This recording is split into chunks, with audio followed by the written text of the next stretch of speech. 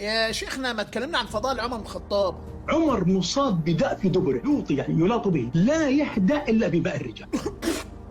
يخرب بيتك، انت بتجيب الهري ده منين؟ لا لا لا، انا مش هسمع منك خالص، انا هسمع من عثمان الخميس. ايوه يا شيخ اتفضل. زعم ترى أن سيدنا عمر كان مخنثا، ثم قال كذبوا ولكن كان به داء دواؤه ماء الرجال. لكن ماء الرجال معلوم أنه كان دواء. نعم يا روح امك، ده ماء الرجال كان دواء لك انت وعمر وامثالكم. دواء مين يا اهبل؟ سيبك من الهزار وكلمنا بجد يا حاج فايز. وعمر بن الخطاب كان من اللي بالي بالكم يروي البخاري انه النبي قد لعن المخنثين واخرج فلانا واخرج عمر فلانا. تعمل ايه يا فلان في بيت عمر؟ اوعى تكون الدكتور بتاع عمر اللي تديه الحقنه الشرجيه بتاعت ماء الرجال دي. كفايه بقى عيب، ده عمر كان يحصن فرجه. ورد في مسند الفاروق روايه عن عمر بتقول: البول قائما احصن للدبر والبول جالسا ارخى للدبر. مسكين كان خايف على دبره جدا، عشان يحصن دبره يبول واقف احسن واحد يخطف دبره كده ولا كده.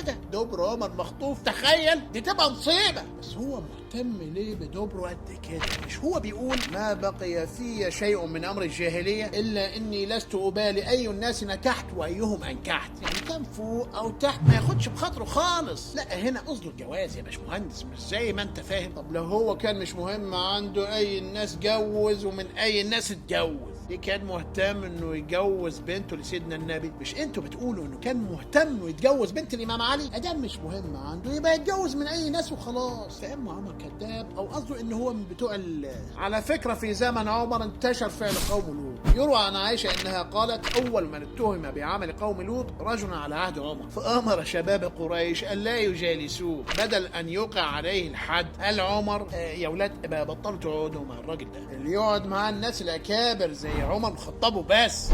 قول لي صحيح، هو المخنث اللي كان في بيت عمر كان يعمل ايه بالظبط؟ يبقى اكتب لي في الكومنت عشان نفهم. والله يا اخوان واحد يتصل علي يصيح: يقعد تعيس لي ساعه توبني قايم من عمل قوم لوط. قلت يا اخي توب الى الله. قال لي اقعد تعيس، ما اتوقع ان الله يقبل توبتك. قال تدري وين عملت اللواء؟ والله يقعد تعيس في المسجد.